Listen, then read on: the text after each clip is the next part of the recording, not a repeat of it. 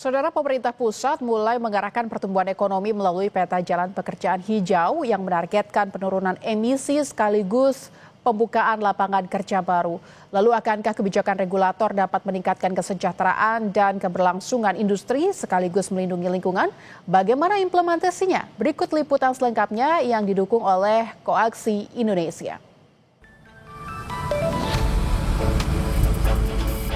Indonesia terus dihadapkan pada dampak perubahan iklim yang semakin nyata, mulai dari abrasi, rob, banjir, longsor, kekeringan, hingga kebakaran.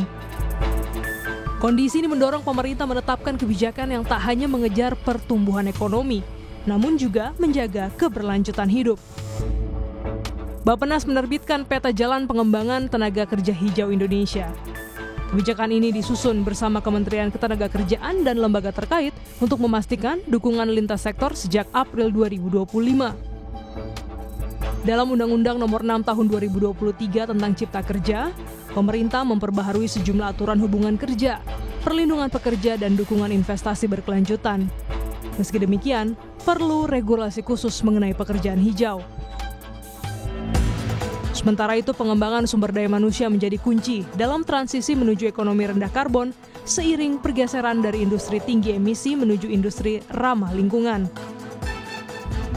Berdasarkan pantauan kami, satu kawasan industri hijau Indonesia di Kalimantan Utara yang luasnya mencapai 30.000 hektar dan berstatus proyek strategis nasional masih belum sepenuhnya menjamin prinsip keadilan dan keberlanjutan bagi pekerjanya.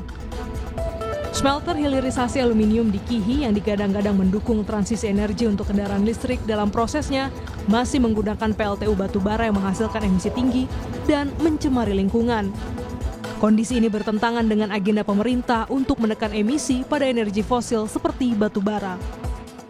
Uli Artasiagian, Koordinator Kampanye Eksekutif Nasional Walhi, menilai kebijakan pekerjaan hijau belum sepenuhnya menjawab kebutuhan pekerja. Walhi melihat sejumlah proyek yang diklaim hijau seperti panas bumi, nikel, hingga kendaraan listrik masih menyisakan persoalan ketidakadilan. Label hijau berpeluang besar hanya menjadi greenwashing atau pencitraan semata. Baca dokumen ILO itu kan tentang pekerjaan yang berkeadilan gitu ya. Jadi tidak cukup hanya hijau gitu yang dibutuhkan, tetapi juga pekerjaan yang adil dan bermartabat gitu. Jadi pekerjaan itu menciptakan keadilan dan memberikan pengakuan terhadap martabat seseorang. Jadi bukan hanya hijau, tapi dia harus menjamin kedua hal tersebut. Koaksi Indonesia, organisasi masyarakat sipil yang fokus mengawal kebijakan transisi energi dan pembangunan hijau, menilai transisi hijau harus disertai langkah nyata untuk melindungi pekerja, terutama di sektor informal. Kebijakan yang adil dan inklusif diperlukan agar perubahan ini benar-benar membawa manfaat bagi semua pihak. Tanpa strategi reskilling atau pelatihan ulang yang inklusif, transisi ini justru bisa memperlebar jurang sosial dan menyebabkan disrupsi pekerjaan yang masif bagi masyarakat di sektor informal tersebut. Jadi tantangannya tidak hanya soal teknologi, tapi bagaimana bisa membangun kebijakan yang adil dan inklusif. Organisasi Perburuhan Internasional atau ILO menilai pengembangan tenaga kerja hijau harus diiringi dengan peningkatan keterampilan yang sesuai kebutuhan industri.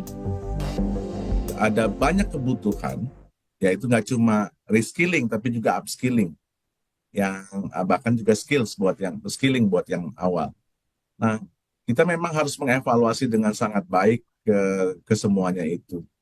Di dalam konteks Indonesia, kami belum melakukan riset tentang hal itu karena terus terang kami juga baru mendengar teman-teman di kementerian yang saya pikir juga ada sejumlah unit yang sedang bekerja untuk mengakselerasi atau meningkatkan ataupun mengulang kembali keterampilan yang dibutuhkan dalam konteks green jobs.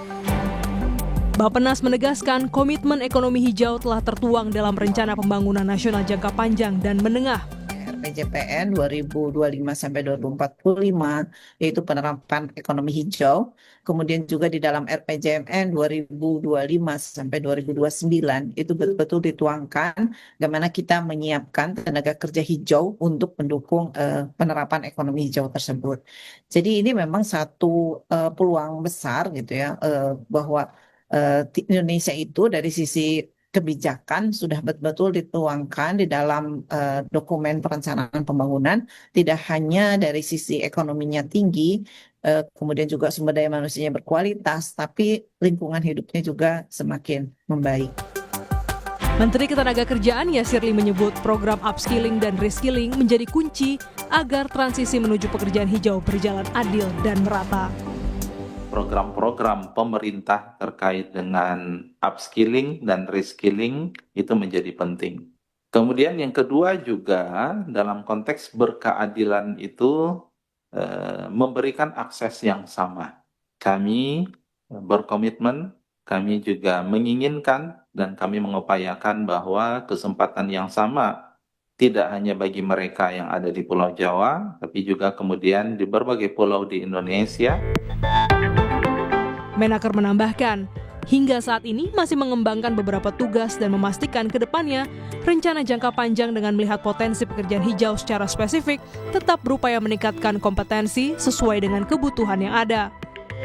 Di lain pihak, Edi Wuryanto, anggota Komisi 9 DPR RI menjelaskan terdapat kelemahan dalam pengawasan di lapangan bahkan berpotensi jadi greenwashing.